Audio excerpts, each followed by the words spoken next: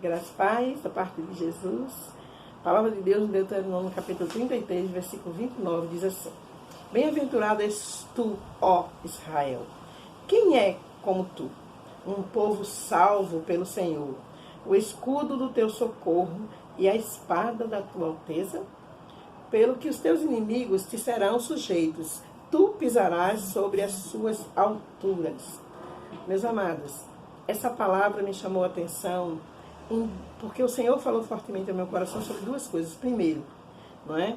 Socorro, que o socorro desse povo, desse Israel, desse povo chamado e escolhido por Deus, esse socorro é o Senhor, não é? O Senhor é o escudo e a espada. Ele é o socorro desse povo. Segundo, é que serão sujeitos os inimigos, ou seja, eles serão livres daquele inimigo, daquele mal que assola e que rodeia aquele povo. Então, trazendo essa passagem para os dias atuais, eu entendo que Deus está dizendo para a sua igreja, não é? Tu és bem-aventurada, igreja do Senhor. Tu és a bem-aventurada, porque diante de todo esse universo, quem é como tu, ó Israel? Não é? Quem é como tu, ó povo salvo? Veja bem, não é povo que será, que foi, salvará. Povo salvo pelo Senhor. Ele está falando comigo, ele está falando com você, igreja de Jesus. E ele está dizendo que ele mesmo é essa salvação, ele é o escudo do teu socorro. A espada é o Senhor. E olha o que ele diz: os teus inimigos te serão sujeitos. Tu pisarás sobre suas alturas. Às vezes a gente, quando pensa em inimigo, pensa imediatamente numa pessoa, num ser humano, às vezes num povo, às vezes numa nação. Mas eu sinto que o Senhor está falando para a sua igreja que o inimigo aqui é um inimigo diferente. É um inimigo que você pode ser mencionado como, por exemplo, o medo. O medo é um inimigo agora da igreja do Senhor. O Senhor disse: você pisará esse inimigo. E a Bíblia diz que o amor cobre, né, a multidão de pecado e também espanta o medo. O amor é Deus. Deus é amor. João diz, né, nas suas cartas. Então, o que eu quero dizer é que o inimigo, ele é uma enfermidade, ele é uma falta de dinheiro, ele é uma depressão, ele é um medo. E as pessoas, às vezes, ficam colocando essa palavra unicamente para seu ambiente, não é, familiar. Às vezes encontra inimigo dentro da igreja, às vezes dentro da sua casa, às vezes no meio e no seio da sua família. Mas Deus está falando sobre um inimigo que nós muitas vezes não vemos, não é? Mas ele é um inimigo forte e que ele pode fazer um estrago grande.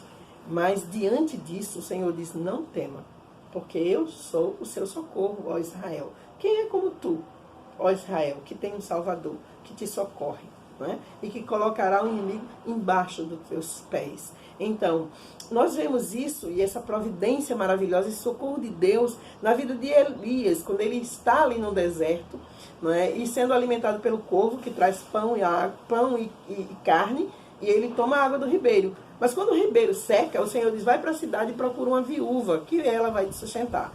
Olha que coisa! Uma viúva pobre. E quando ele chega lá, a viúva diz assim: vive o Senhor, que eu não tenho como te sustentar. Eu só tenho um pouco de farinha, um restinho de azeite. Vou fazer 2 bolos, um para mim e meu filho, depois vamos comer e morrer. E Elias diz: não, de forma nenhuma. Vive o Senhor, que nada faltará enquanto chuva não vier. Meu amado, eu não sei se você está com medo da economia, medo de perder seu emprego, medo de passar fome ou ficar em adversidade, medo do vírus ou de uma enfermidade. Eu não sei qual é o seu medo, nem sua dúvida. Mas eu sei de uma coisa: o Senhor fala neste dia que o socorro virá dele. O salmista diz no Salmo 121, eleve meus olhos para os montes. De onde virá o meu socorro? Meu socorro vem do Senhor, que fez o céu e a terra. Então, o socorro vem do Senhor. Deus mandou o profeta à casa daquela viúva e socorreu a viúva, primeiramente. Não é? O profeta diz: não tenha medo. Faça primeiro um bolo para mim, me alimente, e depois o Senhor proverá todas as coisas. E a verdade é essa: primeiro, antes de receber a providência de Deus, é necessário que você tenha uma atitude de fé.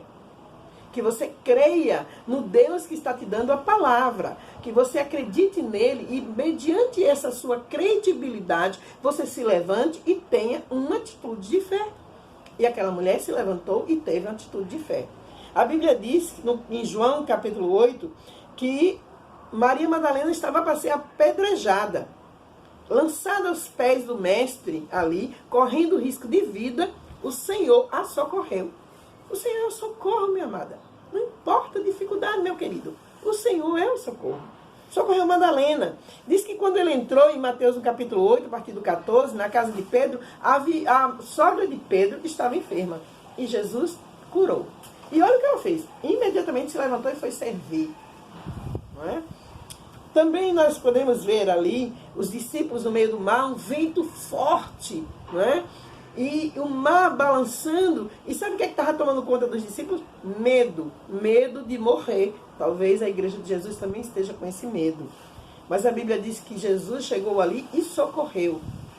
Mostrou o seu poder sobrenatural, né? Mandou que o mar e o vento se acalmassem, se calassem. E a Bíblia diz que houve bonança quando eles atravessaram ali aquela situação. Então, Jesus é, sim, o nosso socorro. Ele foi... Ele é e ele sempre será. Ele foi na época dos discípulos, ele está sendo agora, durante esse período de quarentena, e ele será pós-quarentena. Ele é socorro presente. E não importa que tipo de inimigo teremos que enfrentar ou estamos enfrentando. Ele é o nosso socorro. E ele manda dizer para você, igreja do Senhor, e para mim, não é? Bem-aventurado és tu, ó Israel. Quem é como tu? Um povo salvo pelo Senhor. E que Deus fortaleça a sua fé. E que você entenda que em Cristo nós somos mais do que vencedores. E que não haverá falta nenhuma para aqueles que estão em Cristo. Levante e faça a sua atitude de fé. Pratique a sua atitude de fé. Né? Semeie. Pregue a palavra, aprenda sobre a palavra, faça a obra de Deus e o Senhor será contigo todos os dias até a consumação dos séculos. Está escrito em Mateus capítulo 28, que Deus nos abençoe e até amanhã.